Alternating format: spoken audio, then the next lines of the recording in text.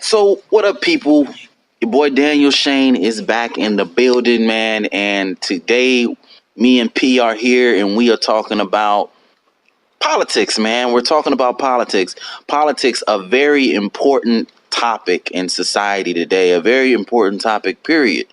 There's a lot of people out there that are, pretty much undecided, you know, on who to go with, who to vote for this November, this coming election.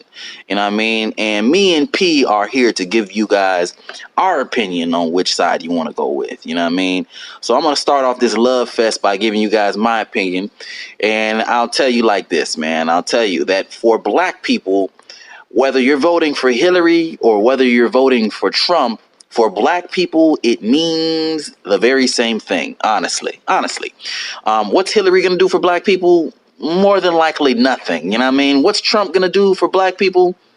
More than likely nothing. As a matter of fact, he might start doubling down and maybe start throwing people in concentration camps and that kind of shit. You know what I mean? But the overall picture for black people, I mean, when it comes to Hillary and when it comes to Trump, to me, it's the very same thing, man. It's the same thing. And it's pretty sad, man, that we got these two candidates that are just pitiful, man. At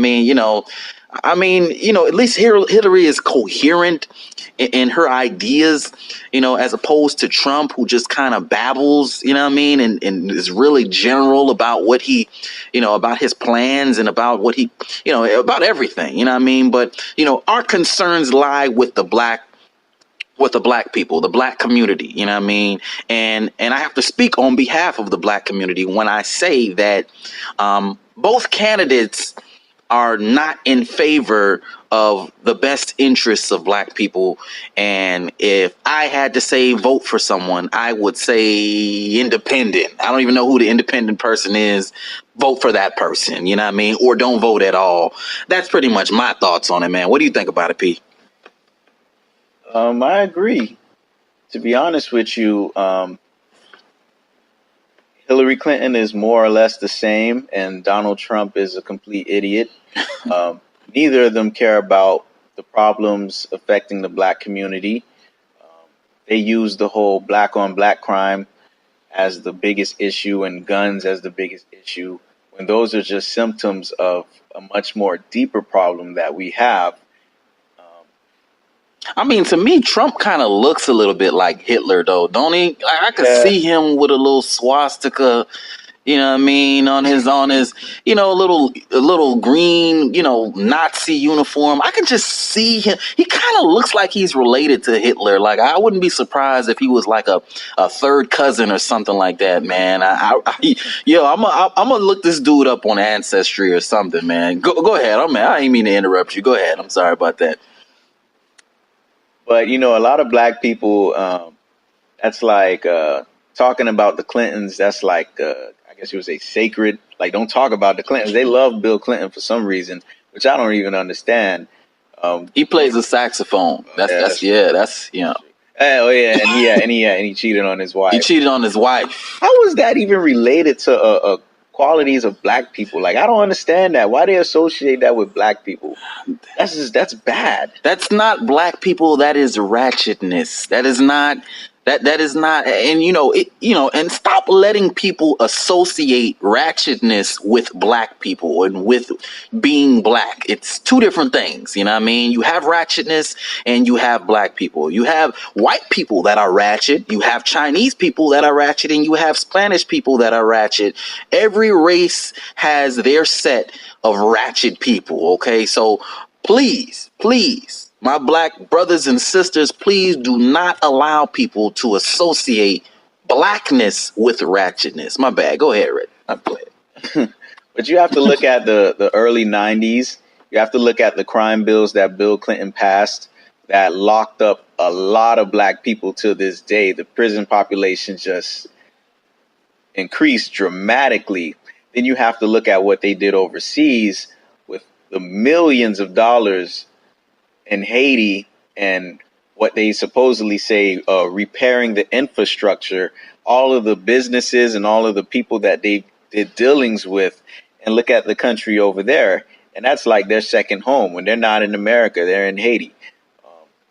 They control gold from everything all the way up to cell phones. And what has been done? They have connections with all of these banks.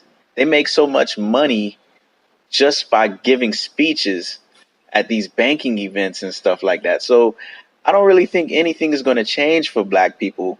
For one, we don't demand anything of them. Even when Obama was in office, majority of black people voted for him just because he was black. Not once did he said he was going to do anything to help black people. All his campaign was simply a change. Yes, we can.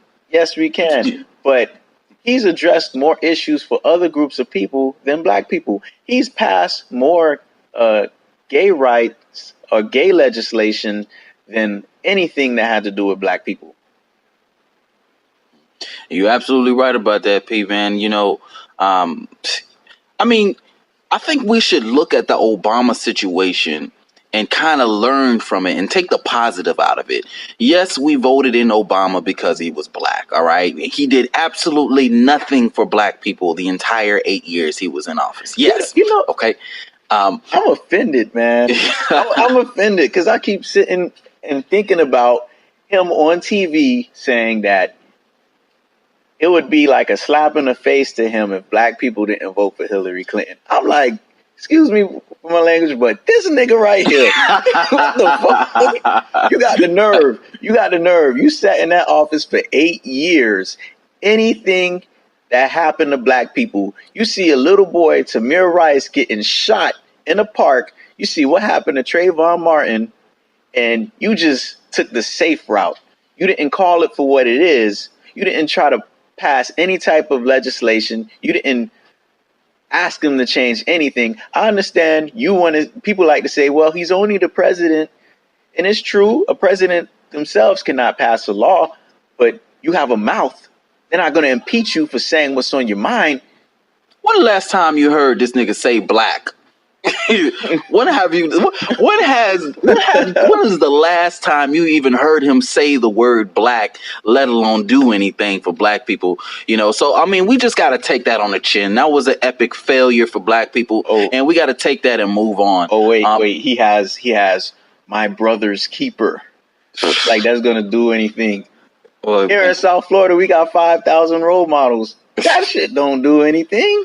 What the hell is my brother's keeper? You going to teach us how to be submissive to the police? When the police say freeze and spread your legs so they can jingle your balls, you're supposed to be happy with that? That don't do shit. You're going to teach us about integration. That's what you're going to teach us about. But hey, man, I mean, at the end, there's a lot of sour grapes from that whole Obama situation. But you know what? We have to take the good out of that, too. Because you know what? We saw firsthand that black people elected this dude. We're the ones that got this guy in the office. Of course, not talking about the Electoral College and the powers that be and all that other stuff. But black people showed up in numbers to get this man elected. So that goes to show that when we pool our efforts and our resources together and we come to a conclusion, on who to vote for and what to do and a position to take, that we can take it and be strong in that position and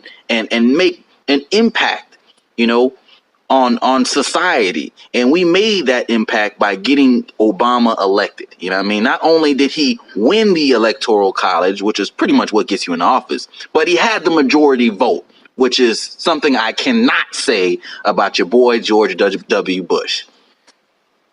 And to tell you the truth, you really should be more concerned locally before you get to the federal government, because the changes that really affect you start at the local level. So what black people need to do is look at their local municipality. Who are the commissioners? Who's the mayor? And you need to speak with these people to see, are they representing you properly? If not, you need to ask them, what are you doing for me? What will you do for me? And if what they view doesn't align with yours, then you need to vote them out of office. You need to get the right people locally, because that directly affects your community. Once you get that addressed, then you take it to the state level. Who's the governor? Who are the senators? These are the people that, the governor works on the budget for the state. The senators, they push laws and legislation to the federal level. These are how you get changes in the area that you're in. This is what we need to address first before we concern ourselves with who's going to be the president of the United States. That really doesn't matter. Like, look at Asian people. You think they're concerned? They don't care. They don't care. That don't slow up their money. It means nothing to them. All the marches that we're organizing right now, man, I mean, that's a good way to bring attention to the cause. But on the grassroots level, man, while, the TVs aren't recording, something needs to be done about someone compiling all the support into a concerted effort to either bring people into office or take people out of office. You know what I mean? That's what needs to happen at these marches. Okay. That's the kind of situation that needs to take place. There's just too many black people in one place at one time for something like that not to get done. You know what I mean? It defeats the whole purpose, in my opinion, for the most part, because things are done. Laws are passed with signatures, with votes. They're passed that way. They're not passed by marches, by campfires, by vigils, or whatever the hell motherfuckers want to drudge up, to do. You know what I mean? Those are good. That's a good start, but it has to go into something. It has to flow into something, and it has to flow into that political game. And, that's what the fuck we talking about. Yeah, I agree. I'm not going to say don't protest, because if you don't protest, people will never know if there's if there's a problem. So it's a good thing to protest. But just protesting alone is not going to do anything. Just picking up signs and standing somewhere saying, oh, we want justice, we want justice. Okay, you say you want justice. What you going to do about it?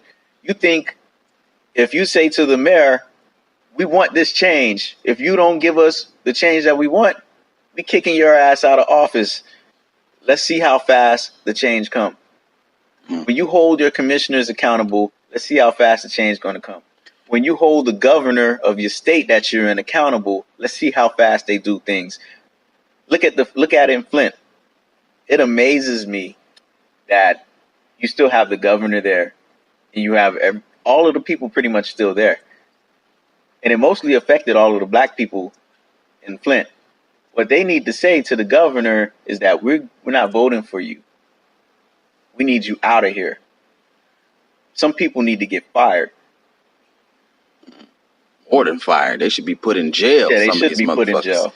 I mean, the things that they're doing are downright criminal to make a few dollars off of the people that they're abusing. You know what I mean? So, I mean, at the end of the day, man, you guys, hopefully by now you get the point. The point is to, let me just say, man, there should be a POC undivided in every single city, every major city, especially if it's a predominantly black city. I mean, some of these cities, man, are 85, 90% black, but there are white only commissioners, white only mayor. The government is completely controlled, or the local government is completely controlled by white people. How is that possible when the city is 90% black? So, I mean, there just has to be a push from our people to make these things happen, man. And like I said, there should be an organization like a POC undivided in every city, man. And you know what? If it doesn't happen by the time, hey, there will be a POC undivided in every city. You know what I mean? If I make it there and there's no POC undivided, damn well believe there will be one after I leave, man. But anyway, man, we're going to go ahead and wrap this up. You know what I mean? I want to invite you guys to like the page POC Undivided on Facebook. Hit me up on Twitter, King Shane 7. You can hit me up that way. My boy P still does not have a Twitter Stop hating. and a Facebook yet, but he will remedy that soon. We'll get that. P, any final words, man, before we close this shit up? No, that's it. I'm out. All right, people, we are out. Holla at your boy. We will see you later.